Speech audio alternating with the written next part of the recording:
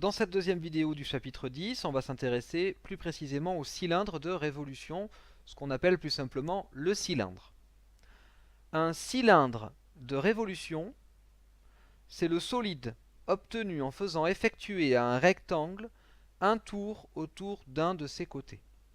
Alors prenons le rectangle noir ici et faisons-le tourner autour de l'axe violet.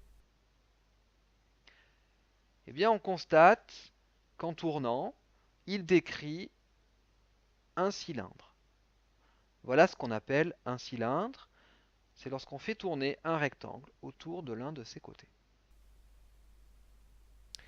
Un cylindre de révolution est donc formé de deux faces parallèles qui sont des disques de même rayon, on les appelle les bases, et d'une surface courbe qui est appelée face latérale.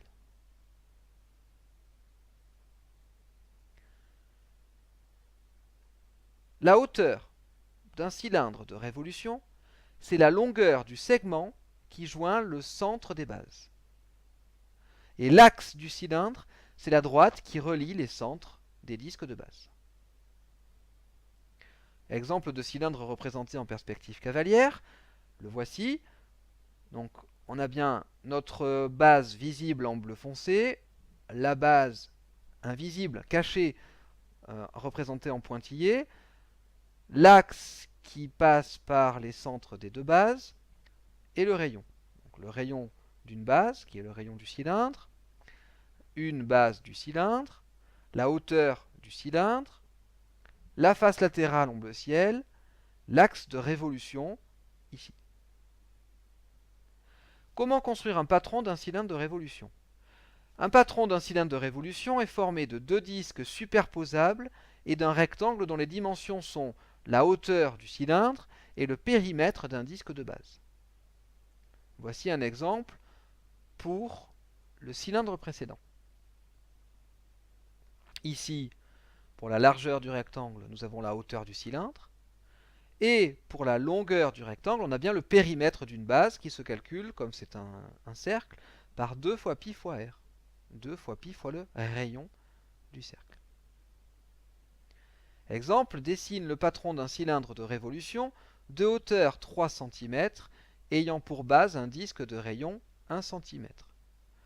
Donc on commence par faire le disque de rayon 1 cm.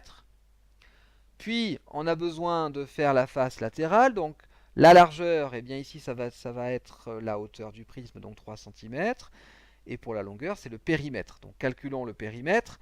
On va faire 2 fois pi fois 1. Pour pi, on va arrondir à 3,14.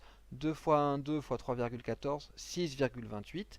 Voilà pourquoi la longueur du rectangle ici, qui est la face latérale, est 6,28. Et enfin, on trace le cercle, deuxième cercle, de rayon 1 cm. Voici le patron de notre cylindre. Pour calculer l'aire latérale d'un cylindre.